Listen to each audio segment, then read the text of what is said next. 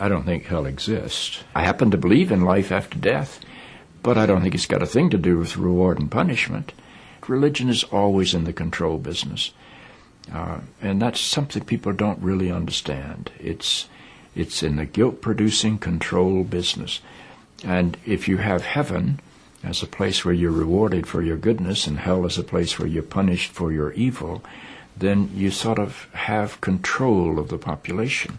And so they create this fiery place, which has quite literally scared the hell out of a lot of people throughout Christian history. Mm. And it's part of a control tactic. But wait a minute, you're saying that hell, the idea of a place under the earth or somewhere where you're tormented for an eternity, is actually an invention of the church? I think the church fired its furnaces hotter than anybody else. But I think there's a sense in most religious life of reward and punishment in some form. The church doesn't like for people to grow up, because you can't control grown-ups. That's why we talk about being born again. When you're born again, you're still a child. The people don't need to be born again. They need to grow up. They need to accept their responsibility for themselves and the world. What do you make of the theology, which is quite prominent these days in America, which is that there is one guaranteed way not to go to hell, and that is to accept Jesus as your personal Savior? Yeah, I grew up in that tradition.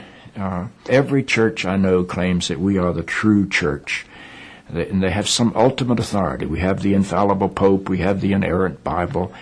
The idea that the truth of God can be bound in any human system, by any human creed, by any human book, is almost beyond imagination for me. I mean, God is not a Christian. God is not a Jew or a Muslim or a Hindu or a Buddhist. All of those are human systems which human beings have created to try to help us walk into the mystery of God. I honor my tradition. I walk through my tradition. But I don't believe my tradition defines God. I think it only points me to God.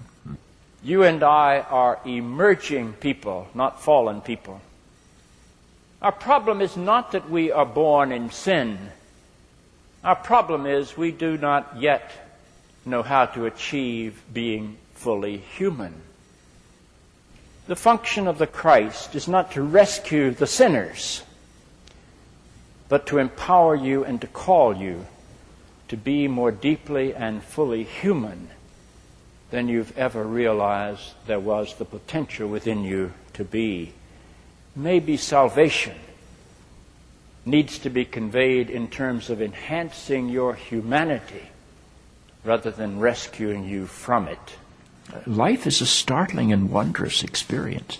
And eventually, I think we're going to discover that God is unfolding through the life of our consciousness and our self-consciousness, and is not a parent figure up in the sky. But I believe because I'm related to something that is not bound by time and space, that I will share in whatever God's eternity is.